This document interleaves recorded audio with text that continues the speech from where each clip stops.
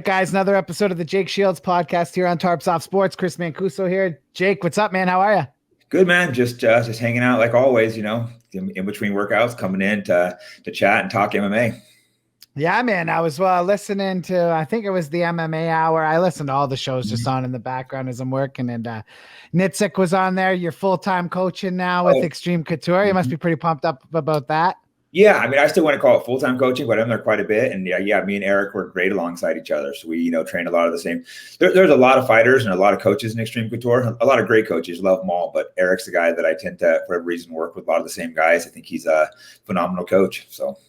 Yeah, man, that's awesome. That's incredible. It's good stuff. Now, I want to talk to you right off the hop. I thought this is pretty funny. It's Jake Paul fight night the other night, and I believe it might have been the next day. You got a message after last week. You kind of went a little hard on the show here at Dillon Danis. Dillon Danis was really upset with you. It went down in the DM. He told you that he could beat you at any combat sport and said that you guys should box.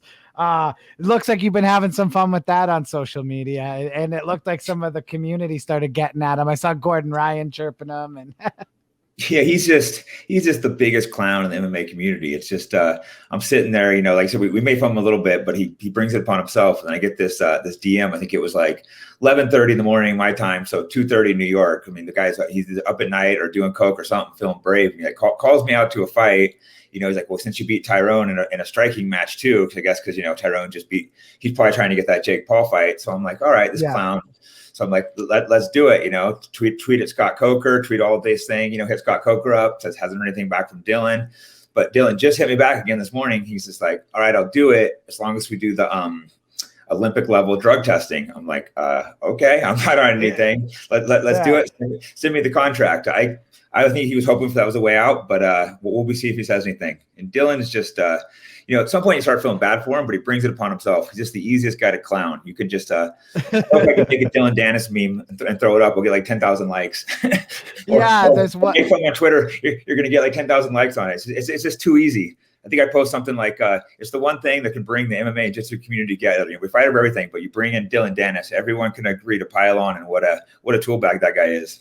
Yeah, man, that's so funny. And that's funny. So now he's talking, okay, we'll do it Olympic style drug testing. Is he talking about a fight then inside a Bellator, or is he wanting to keep this as a grappling match? Like what's going on inside his mind? What's going on inside his head? I'll fight him in any grappling sport, anytime, anywhere. I don't really need a long explanation. If he wants to do drug testing, sure. I don't think he realizes that most of these shows, that's extremely expensive. They're not just paying for it. They're not just kind of jump out of the way to do it. But if he wants to pay for it, sure, as long as he's doing it as well. The funny thing is the guy is a total clown. Last time I saw him was in New York, probably 2 years ago. I walked into get what club, one of the clubs there, and then he's over in the corner. So some jiu-jitsu guy I know goes like, oh crap, Dillon's here. Like, think I was gonna beat him up. I'm just like, I don't really care, whatever. Yeah. The next thing I know, look, Dillon's like sneaking out the back door, like running away from me. And then he's outside, starts texting his friend, get outside now. Don't talk to Jake. I'm just like, what the hell? This guy's like, he bailed out of the club. He bailed out and he starts texting his friend, get out here. Jake Shields is in the club. Like, he got scared that I was in the club and snuck out the back door. He was so scared. I wasn't even going to beat him up, but the fact that him running out almost made me want to give chase. Kind of like, if you run from a dog, it turns and chases you. It's like, this clown, but I'm just going to let him go. Yeah. He really thought I cared enough about him to go fight him in a club. Yeah, no, exactly. Maybe 10 years ago, maybe I would have, but now I'm just like, you're a clown. Get out of here. Yeah, exactly, man. I hope something materializes there, because it would be funny if all people that it ends up. I mean, I think he's called out every fighter on the planet in some form or another. It would be funny if he settled on retired Jake Shields to come. Yeah, and say, hey, that's a fight we could hype up. Hey, I'm 42, retired. Bring it on. You think you can beat me? I'm gonna go beat your ass. People would tune in and watch it because everyone hates Dillon Danis. I know it'll definitely be the fan favorite for that one. There's not going to be too many people rooting against me. Even my haters are going to root for me on that one. No, that's what I mean. It would be funny because like you're in the ultimate driver's seat there. You're the good guy no matter what. Because Yeah. like you said, when it comes to Dillon Danis, it doesn't matter. It doesn't matter Everybody, how I've unlikable you never are. met anybody that likes Jake Dillon Paul gets to Danis. be the good guy if he fights Dillon Danis. Everyone will be like, "Go, Jake!" Yeah, I would honestly go for Jake Paul against Dillon Danis, and I don't think very much of Jake Paul. We'll get into him a little bit later, but there was a UFC card this past weekend, and Chickadees took down Barbosa via third round TKO. He stopped Cub Swanson. He stopped Barbosa. He calls out Max Holloway. Pretty impressive performance this weekend. Extremely impressive. That was only my second time watching him fight, probably like a lot of people, but he's extremely good kickboxer. I mean, we haven't seen his ground too much yet, so I'm curious how that goes. It looks like he did have a few submission defenses and looked a little bit like he knew what he was doing. So I'm not gonna say he knows nothing. So I'm really curious how he will go. As far as Holloway, I would like to see that fight. It'll be a great fight. Stylistically, it's a good matchup for him because another stand-up, but I don't know if he's quite earned that shot yet. Holloway's the number one contender. I would say maybe Holloway versus Korean Zombie or someone else right at the top for a title contention. That's how I would look at it. I think it's extremely smart move of him to call out Holloway because that puts you right in title contention. So I respect what he did, and I wouldn't be mad if they gave it to him. But if I was the matchmaker, I'd make him fight one more before giving him Holloway. Yeah, absolutely, man. I couldn't agree more with that. I think he probably still has one more fight to go before he jumps in to a guy like Max. And like you said, stylistically, it actually might not be a bad matchup for him. Speaking of great fights, though, man, Ricky Turquoise, he's the Ultimate Fighter now, but that fight he had against Brady Highstand, I believe his name was. Yeah, Highstand, that's his last name. What a fight that was, man. I mean, aside from the original Bonner and Forrest Griffin fights, that might have been like the second best Ultimate Fighter finale of all time, in my opinion. That was a war.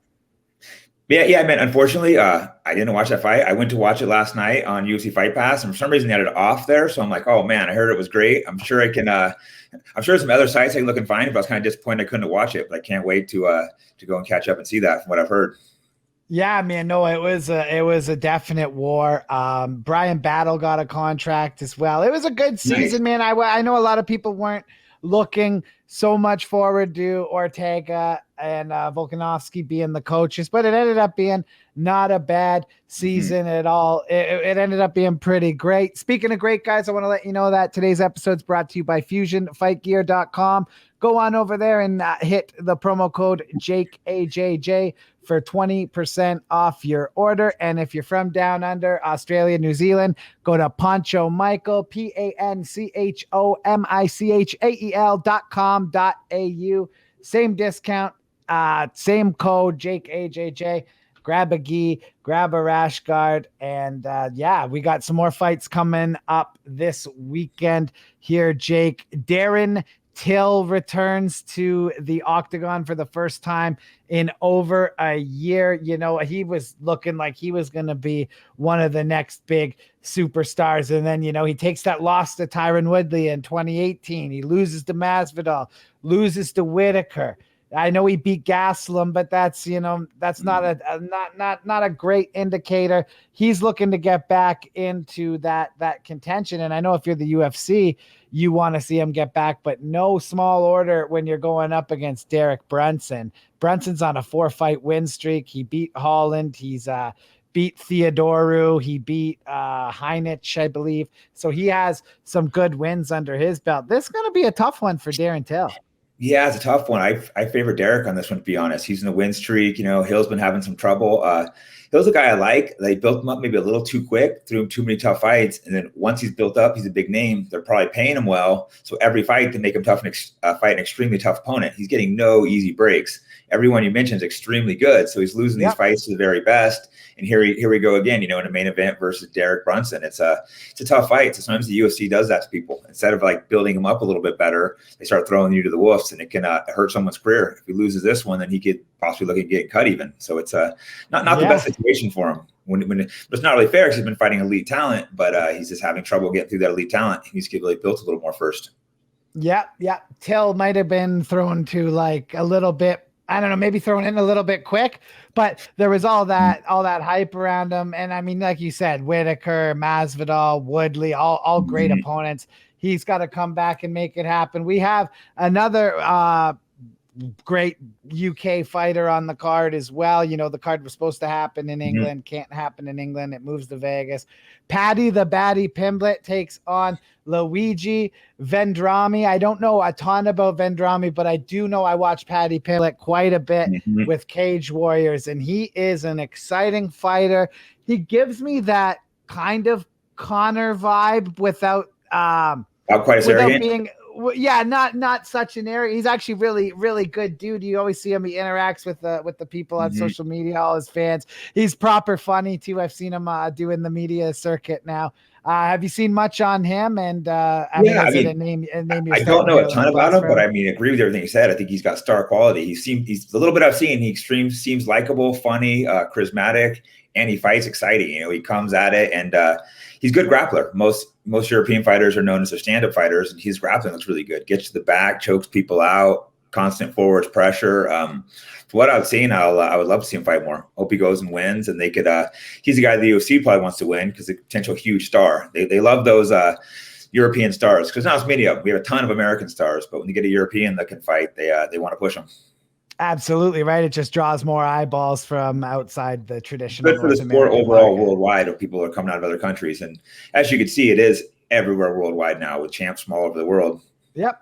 Yeah, absolutely. Speaking of worldwide, there was a worldwide boxing event this Sunday. I mean, some people would say, unfortunately, Jake Paul defeats Tyron Woodley on a split decision victory. He squeezes it out. There was a lot of shit talk leading into that fight. Things got personal between Tyron's mother and family and Jake Paul's crew. How did you assess the boxing match? First off, I mean, for me, I was pretty impressed that Woodley was able to hang in there. A guy who, you know, like you said, isn't a boxer. He's a wrestler, right? So he didn't do too bad. No, he didn't do bad. I thought it was a close fight. I personally scored it for Paul. I think like 3 to 5 rounds. It was all over the place with scoring. You know, a lot of I was watching at a party and people were in complete disagreement. You know, people were seeing Paul winning, seeing Woodley winning. So it's interesting seeing people seeing the fight so differently. But no, Woodley had the better moments. Especially, I think it was the fourth round. Knocked him out. He looked great. Paul started looking gassed, but then Woodley, for whatever reason, kind of backed off. It didn't look like he was fatigued. He looked like he was floating all the way through, but then he just never really put it on high gear after that. And Paul impressed me by after getting knocked out, he came back together, regrouped, went back to the basics, the jabs, and recovered and won the fight. Yeah, absolutely. I gotta say, like, Tyron did a great job.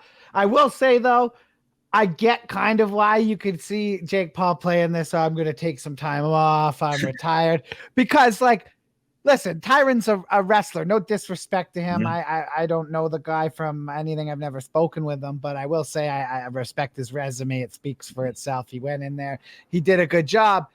That's as high level as I think it really gets for Jake Paul. Like, that's as close of a victory. He squeezed it out. Like, if you put him in there, you know, he's talking about Nate after. If you put him in there with Nate's level of boxing, and if Nate could, you know, walk in there at 190 pounds, I think he's going to get knocked the fuck out. Like, yeah, I don't think a guy who actually boxes, he's going to get killed. Yeah, like I said, Paul is greatly improving, and I think he is a good boxer, but I don't think he's a great boxer. And he'll continue to improve, but I don't think he'll reach that next level. And the difference between, you know, Nate and Tyron is Nate actually boxes a lot. He understands boxing with the big gloves, the pacing, the you know, every punch doesn't need to be a huge power punch in boxing. You know, you got the 10 or 12 ounce gloves there they're in. He understands the different timing of it, the beat you up. And I think if Paul took that fight, he would regret it. I think Nate would put pressure on him and break him apart and knock him out probably in the third or the fourth. He would just keep that constant pressure, and he wouldn't know how to deal with it. Yeah, you know what? Some people get really bothered by those circus fights or whatever they call them. My biggest problem on that whole night was the broadcaster, I forget who it was, and AJ McKee from Bellator, who's an absolute animal. He just beat Pitbull. They sat there while Logan Paul said on TV, "I'll be back in boxing because I'm really good at it. I retired Floyd Mayweather." You Floyd was already retired. He was already retired, you dumb motherfucker. You didn't retire him. That was an exhibition match. Sat there. He sat there with a straight face and said that, and no one on the set checked him. Like I couldn't. Yeah. I would, if I was sitting there, I would have been like, "No, you fucking didn't, man." Are you? Dude, I couldn't believe that. You said the first thing that popped in my mind. What do you mean? He's already retired. You didn't retire him.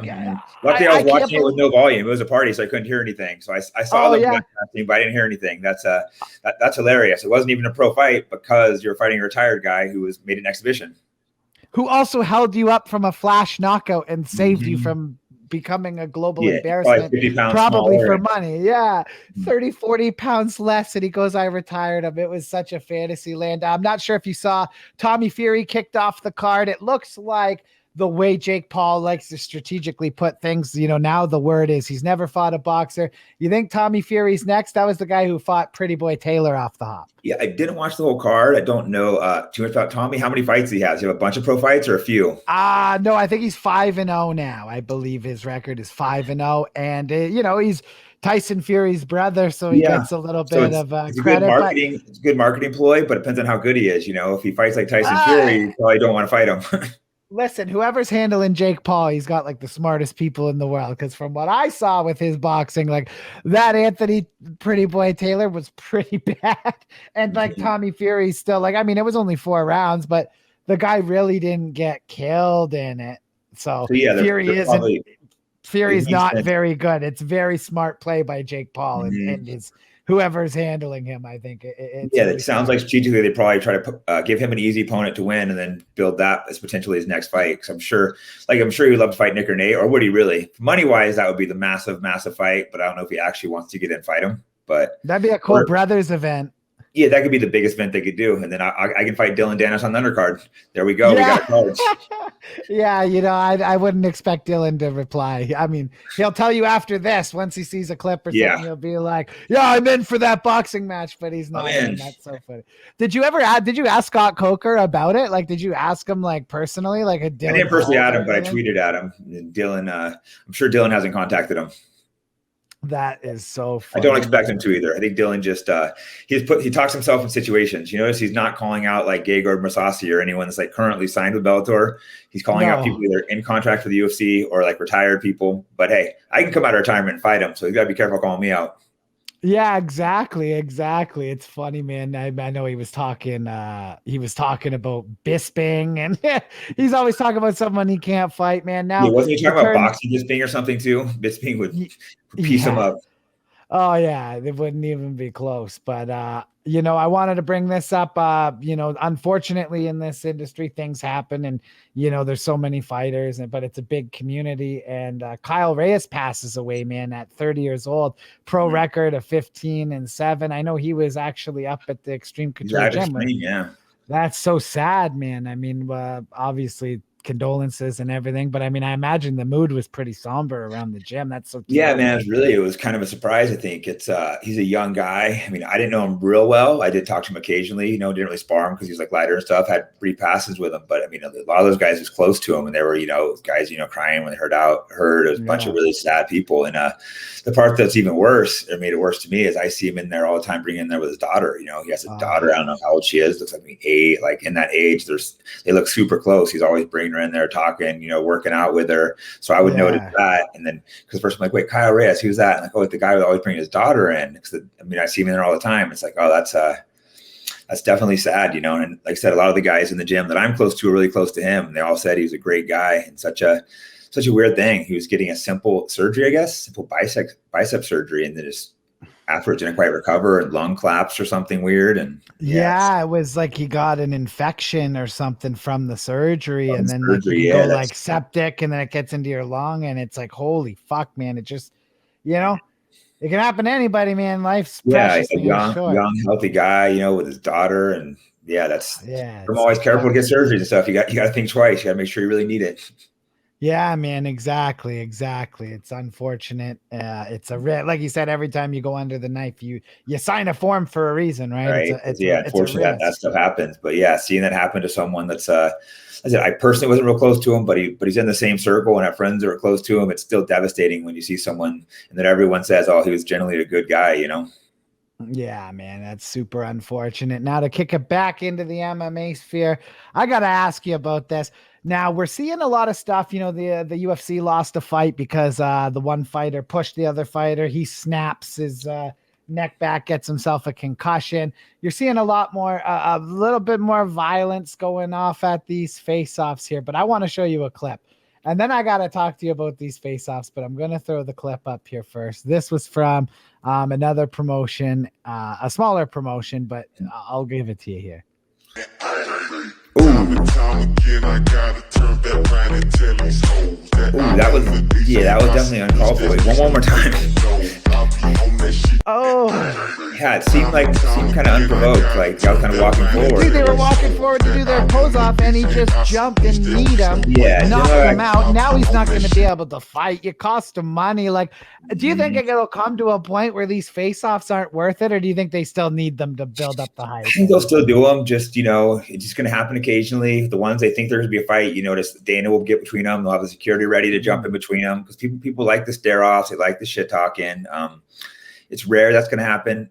A lot more often is guys throw a couple punches, but no one really gets hurt because they're both ready. That one, the guy wasn't really ready. He was just walking forwards and caught a jumping knee. Nice knee, but dirty because the guy wasn't ready for it. That was definitely not cool. This reminds me of one. I don't know if you've ever seen a great one. I think it was Gilbert Ivel when they were faced off with someone, or maybe it was Heath Herring. Someone here was the guy leans in and kisses him, and then he hits him with a hook and drops him flat. Yeah, I think that was Heath Herring. I think that was back in Pride or something. He kissed him and he just dropped him. That was right before the fight even started, wasn't it? Yeah. It was a face off. Like was it? Oh, was it in the ring even? Yeah, but I think it was in the ring even. The guy kissed him. I can give him a pass on that one. I give more of a pass on that. I think that maybe the smaller promotions, because it always seems to be at the smaller promotions, the shit goes off. It's like maybe just put a clause in there. Like if any of you punch each other in the face or knee each other in the face, you'll lose a percentage of your purse or something. Because as much as it's funny to let's see it again. Like, oh, he absolutely nails him, right? It's like, it is what it is. Like that sucks now because that guy definitely probably can't fight, and he probably the guy. And he can't go on to the fight when he's cheap shot like that. He's probably get suspended too because that was a completely unless there's more going on. Maybe he was saying something about the swing. Maybe there's more to the story, but it looked definitely completely uncalled for. Yeah, man, it was absolutely massive. Speaking of massive, before we go here, Jake, I know we were speaking about it. One Championship announced their One Revolution card. Christian Lee, who we had on the program here, he's coming back, and it's awesome because we were talking about it. It's not Eddie Alvarez. It's who I wanted him to fight. He's fighting Akreun for the middleweight title, and that is going to be unbelievable. Sorry, the lightweight title, not I was saying lightweight, not middleweight. Lightweight title. Akreun came in during the one on TNT series, and in back-to-back weeks, bang, he smashes Gafarov, number 5 in the division. Next week comes out and dusts Eddie Alvarez. Christian Lee, I mean, if he wins this fight, he's got to go up a division, maybe go for another title because he'll have cleaned everyone out. But it's going to be good to see him have some sort of competition here because that Akreun is pretty good. And then they have their bantamweight kickboxing world champion, Chip on the line, Captain, I believe, Pichiendi. I'm terrible with the last names, which I love. The thing I love about One Championship is it's a martial arts organization, right? So yeah, there's 2 MMA titles going on with the straw weight and with the lightweight titles, but then you get a kickboxing title fight in the middle of it as well. I like One. It's cool. It's a martial arts organization more than just MMA. It's really cool. Yeah, no, I think it's exciting too because Lee's the guy we brought on here. I watched a bunch of his fights before that. I really started following him, and he's super talented. And the guy he's fighting is, like I said, beating Alvarez. That tells you what you need to know right there. So that's a great fight. We'll see if Lee can get through that. I'll be rooting for him. Sure, you will be too. So it's a guy because he's starting to become a big name, good name, but needs tests. And this is a guy who's beating some good guys. That's how One's going to build new stars. Yeah, exactly. And they found a way, man. One Championship. They go into like South Korea, guy like Akreun. I seen a few fighters there from China and shit. And these guys are different, man. It's kind of reminds me of that Dagestani thing that's going on. It's running rampant in Bellator, right? I think Bellator just signed the entire Dagestani population just so that way they should have. They got them all, right? Yeah. So it's like But yeah, I thought another good fight for Lee is Gary Tonin. I think are they the same weights? That could be that would be a great one.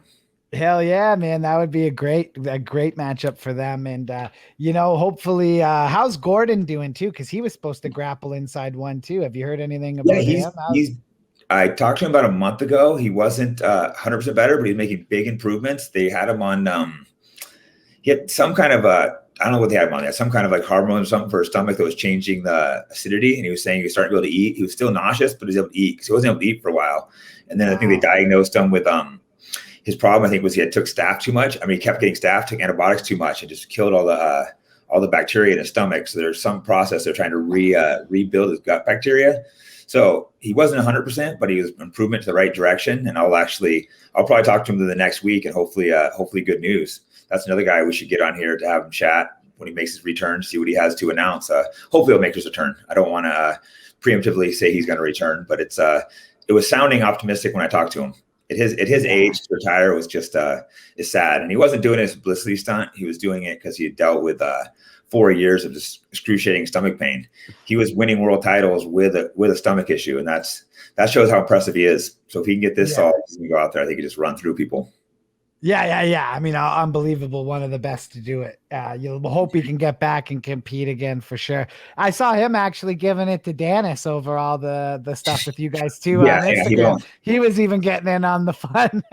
he goes dirty. He goes dirty. You don't want Gordon after you. He doesn't mess around. He'll keep going after you. It's funny when you watch people get internet battles with him. He won't stop, and he has the stories just kept going. It was funny. I saw our episode up on one of them, and he's like, "Listen to everything in this, Danis, you fucking rat," or whatever. It's funny, man.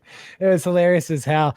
Funny stuff, man. But yeah, you're off to Texas. Enjoy that, dude. We're good here, man. That's it, guys. Make sure you hit the subscribe button.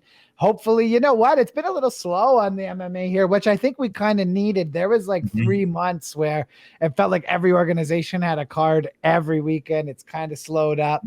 Good thing for these big old circus fights. They keep things interesting, but hopefully we get a little more action here upcoming. Cool, man. Great talking to you guys. Have a good one. Peace.